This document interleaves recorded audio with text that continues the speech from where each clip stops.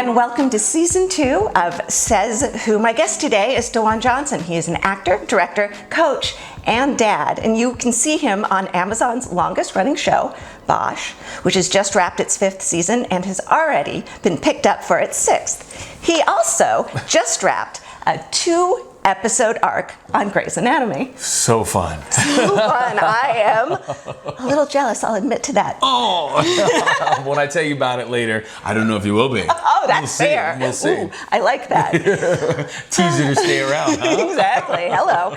So, welcome.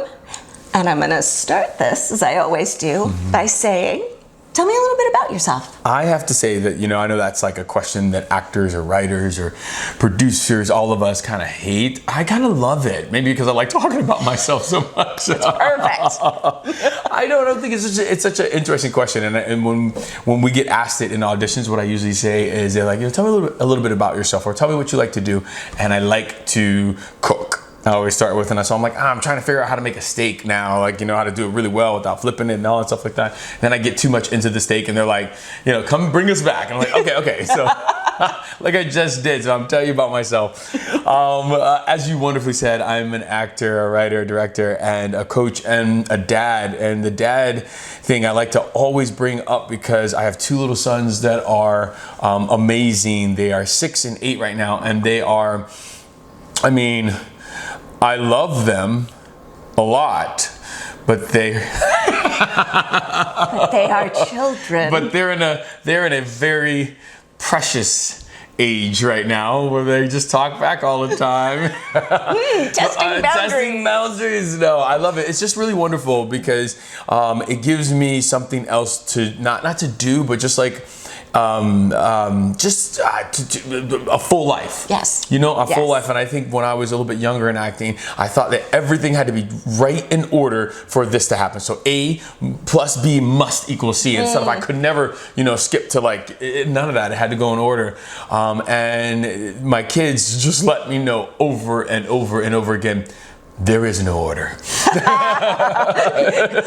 Oh, you think you can get that worked out. Yes, and so I think it's really wonderful because as many people say, it doesn't make acting so precious, but what I think it does is it makes you understand that acting, it's just what you do. Right. You know what I mean? Right. It's just what you do. For example, where I used to, lament over how much time I'm gonna spend on this scene, and I need to go coach and do all this stuff. I gotta make dinner for my kids. Right. I only have this much time. Guess what? They still need to be eating. You don't get to stop being a dad just because an audition came up. And so I think what it helped me do is put everything into a perspective. I don't want to say it made it, less important, because acting is really important to me. Yeah. But it just put everything in perspective. And it's like, great, I really can only spend about an hour and a half on this. How great can I be in 90 minutes? Because I got to be at the school for a PTA meeting, and I got to go pick up, there's a conference, and then I still got to go So dadding is wonderful. And I guess the other part that makes up me, aside from being a wonderful actor, yes, is just that I'm a coach. I'm a coach. I work with other actors to. I just want them to be their best self. I know that's kind of like cliche right now, like living your best life, but that was before it was cliche. I was an acting coach, a teacher, and a school here in Los Angeles. And what I saw was there are a lot of actors that I could help them with the scene. I could help them with builds and reversals and, text and all that stuff like that. But when they got up there to audition, when they got up there to put their scene up, there was so much inside stuff that was happening. And they would say stuff like, I'm not going to book this anyway. And if I don't book this, my agent's going to drop me. And why am I? And all that stuff is what they were bringing into the room. And if you're bringing that into your audition room, it's even in your car on the way to the thing, it's all that stuff. People think it doesn't reek, but it reeks. Oh, 100%, yeah. And so I wanted to work with actors on the inside stuff, and so what I call the mindset. And so I went and got certified to be a life coach. so that I could work with actors and have the tools, not just say I'm a life coach, but just actually jump into it. I was meditating one day and I was just like, what else is possible? Nice. What else is possible? And this came up. And so I have a wonderful tribe of people of actors called the Think Bigger Tribe. And it is wonderful. And I am just fortunate that actors are getting what I'm putting down, and they understand that, like, yeah, this is a mindset stuff. And you know what? You might be booking, you might be doing fantastic without that stuff, but the longevity of it, the career, the distance, the long distance of it all, it'll get you. It'll catch up with you. And I want to make sure that people get that stuff together. I like it. So that is all now stuff. When did you look into the mirror and say to yourself, I want to be an actor? Was that a moment? Was it a slow slide? So, first of all, you're implying that I've looked in the mirror and said that. That is true. You may just, 20 years from now, go, oh, I'm an actor. Somebody asked me one time, they were like, so do you ever like love that you've made it? And I was like, wait, I've made it? Like, I didn't get that memo. What does that look like? You know? So I think the short answer of that is when I was in middle school. I guess that would be 7th grade, 8th grade, somewhere around there. I did a play, The Wizard of Oz, and I just knew that I was like, this is it. And I loved it so much. I played the Scarecrow, and it was so good. Side note, when I started my corporation, I tried to get Scarecrow Productions because I wanted that my first ending, and it was gone. Guess who took it? Who? That bitch, Sandra Bullock. Sandra! You're not a bitch, I'm kidding, but I loved that she had like this maybe tie, thing with that as well. So, but yeah, back in 7th grade, I actually knew that I wanted to be an actor, and I could not wait to keep doing it, the audience, the back and forth. It was really great. And I know, it was 7th grade because in 8th grade I auditioned for The Bad Seed and I didn't get a part. And that was my first rejection, like big rejection. At 7th grade, 7th, 8th grade, you know what I mean? From the Scarecrow, people are like, The Wizard of Oz, and then all of a sudden you don't even get a part the next year. So you both learning moments. Still hurt. Still hurt. Still do it in my living room. Call me Miss Ryan. Tell me why that didn't happen. Miss Ryan is my drama teacher, who, by the way, is a friend on Facebook now who loves me. Who may, in fact, tell you. I'm gonna ask her. When we get done with this, I'm gonna. Why didn't I get the bad seed? She's gonna be like, let it go. Let it go. Release it. Go to your mindset stuff, DaJuan. It's like. It's those little things. It's those little things. Yeah. So you knew early on, but I am guessing it probably wasn't just a straight road. Yeah, that's good to even like put it out there that way because, like I said, 7th and 8th, I knew, right? Yeah. And then I went to high school that was it was called an International Baccalaureate program, IB program, and I couldn't do theater at all. I couldn't do it at all for the time there. I had to be in this this rigorous program that it was awful. But I ended up dropping out of the program, not out of high school, but out of the program like my 11th or 12th grade year. So I messed up. So then I got to college, and my mom was like, "No, we're not going to go to college for theater. Oh, nothing's going to happen with that." And so I went to school for criminology, and I got there, and I was just unhappy. And so I did a table reading for a project, and the rest is kind of history because I was like, no, we're gonna do this. Yeah, we're gonna do this, and I'm gonna finish up all these degrees, and and I didn't. I say it so quick, like we were gonna do this, but no. But then I after college, I went to grad school in Colorado for education, and then I finally came to LA to give it a try at like 22 or something like that.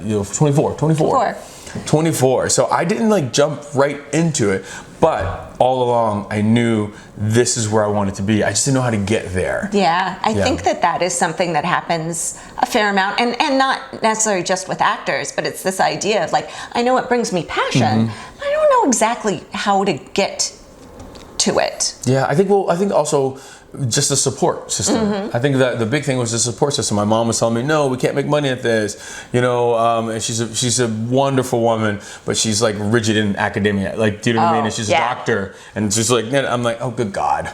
You know what I mean? So. I do. So, I mean, obviously you made it to LA and you did your work and now you're on Bosch and you just wrapped 2-episode arc on Grey's Anatomy. All of that is awesome and great. But I also know that you have been bitten by the director bug. I have been. I love it.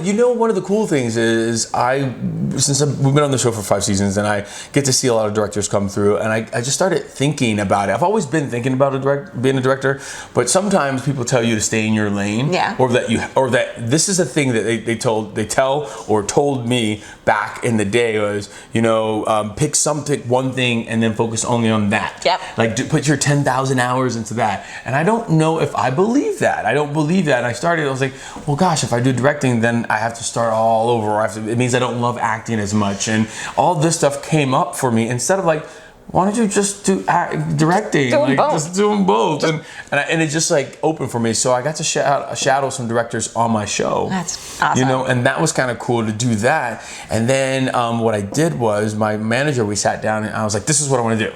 I want to direct an episode of episodic TV. What's the path? How do I get there? And she's like, why don't you direct a short?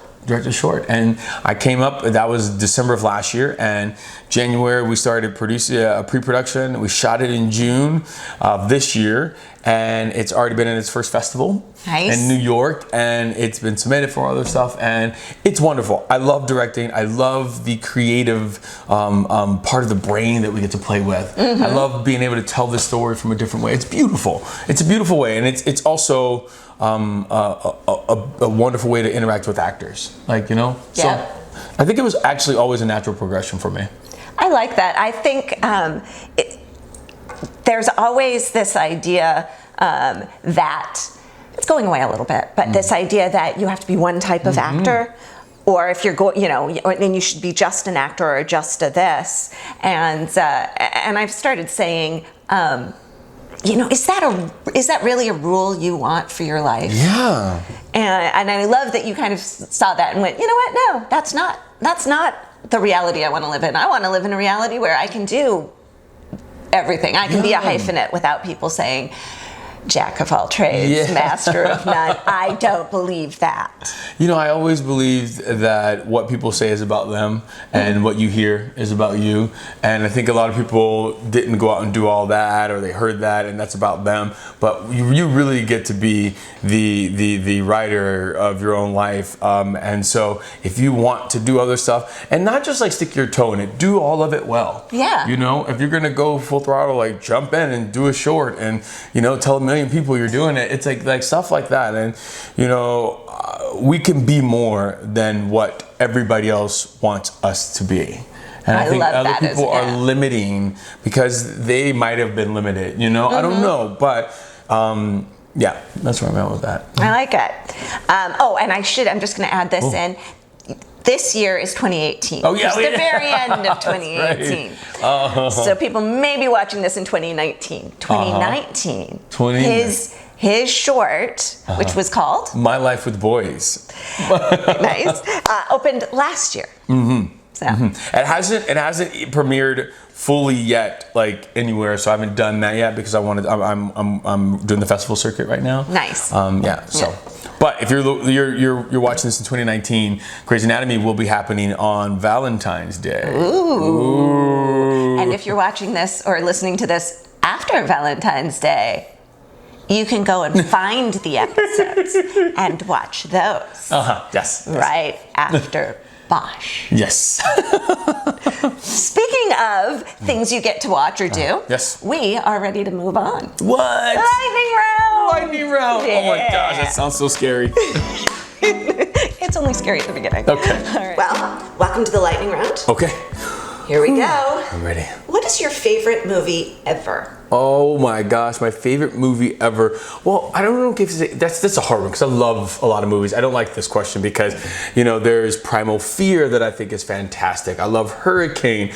I love The Little Mermaid. I think movies themselves are just great and they transport me personally somewhere else, and I just love that. And I'm a big nerd, so I love anything Harry Potter, Star Wars, all that stuff. So I'm just gonna say movies. They're my favorite.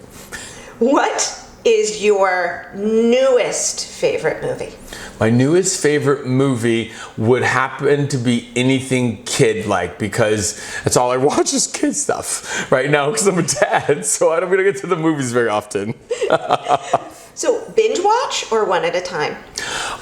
You know what? This is so great question. As an actor whose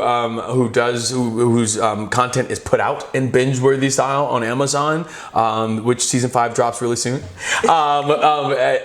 It's really hard because you see what people do binge it in 24 hours. They binge it in 24 hours or in a weekend, something that took us 5 months to create.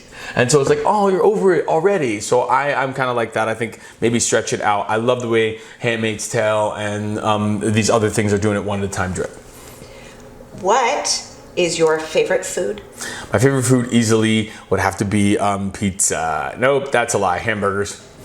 Okay, so food delivery, Chinese, pizza, or Indian? Oh, Indian. I'm really big on Thai food right now, and curry.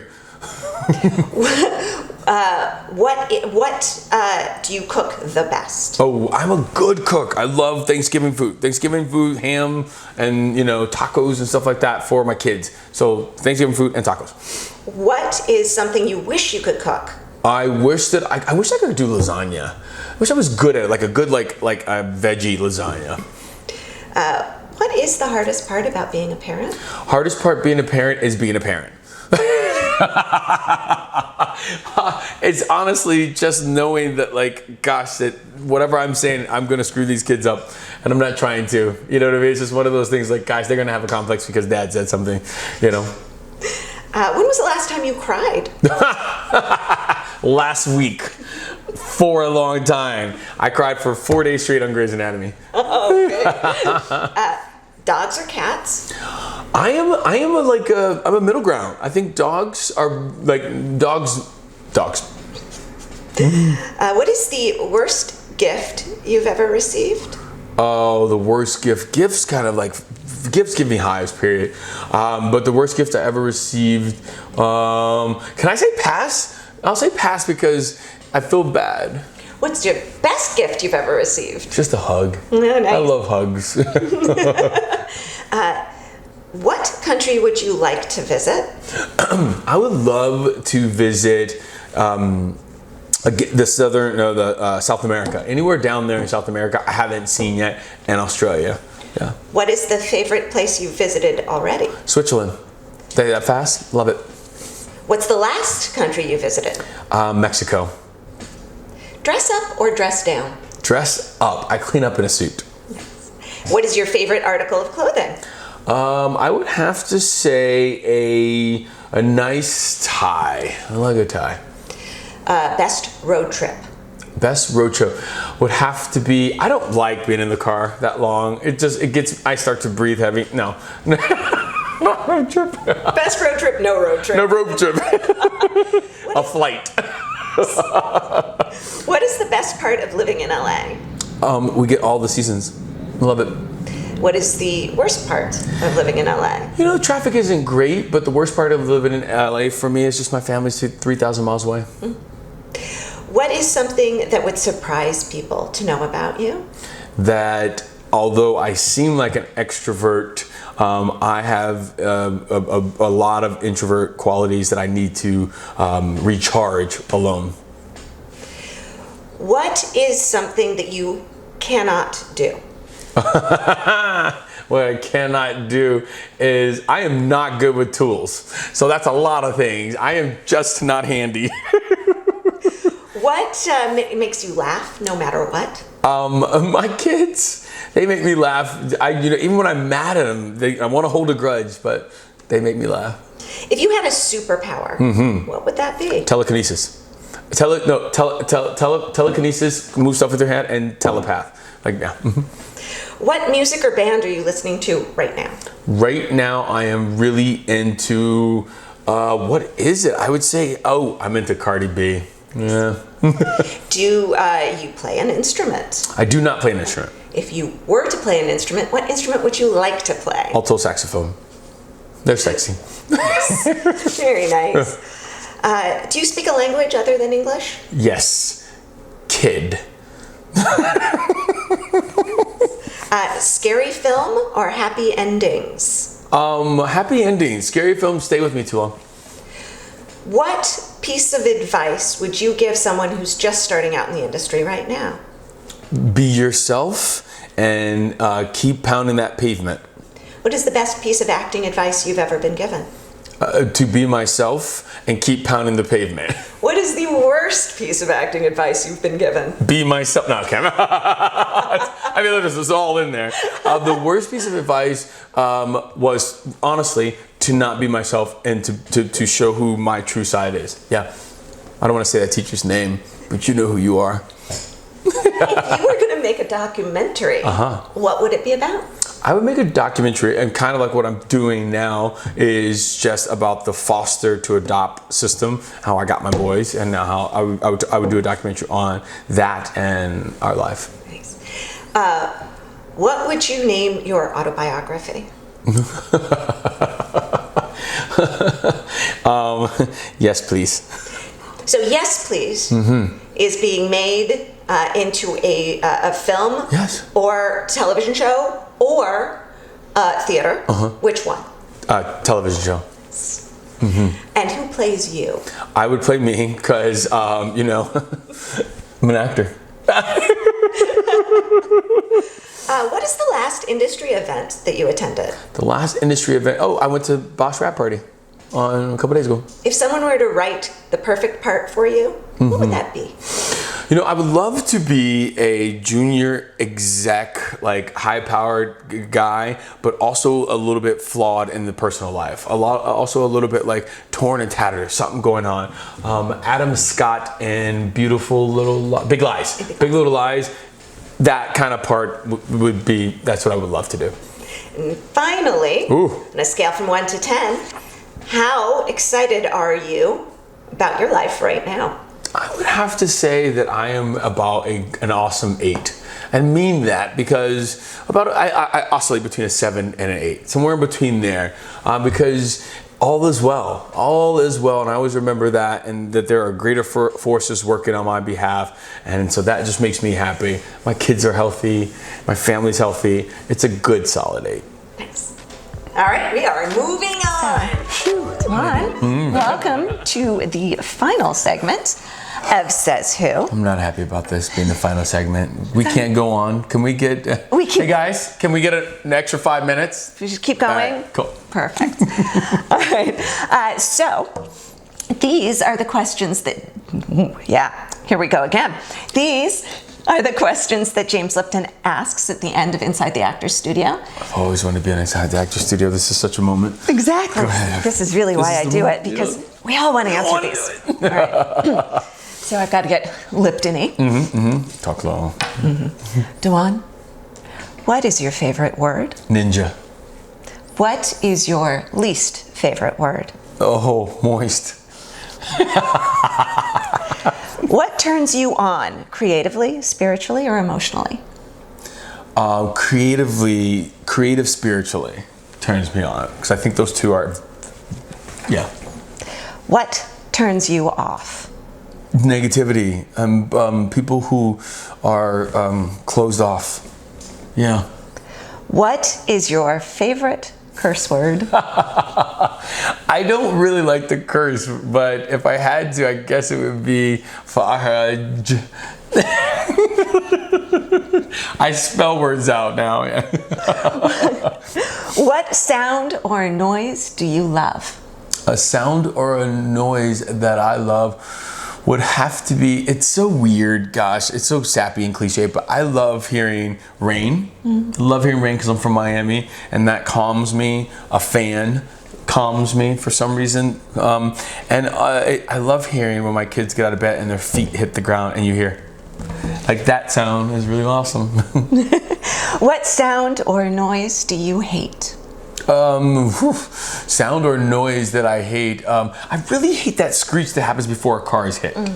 You know what I mean? And I think TV has been doing it like to give you like the impact, so I hear it a lot in my head, and I hate that noise and sound. What profession other than your own would you like to attempt?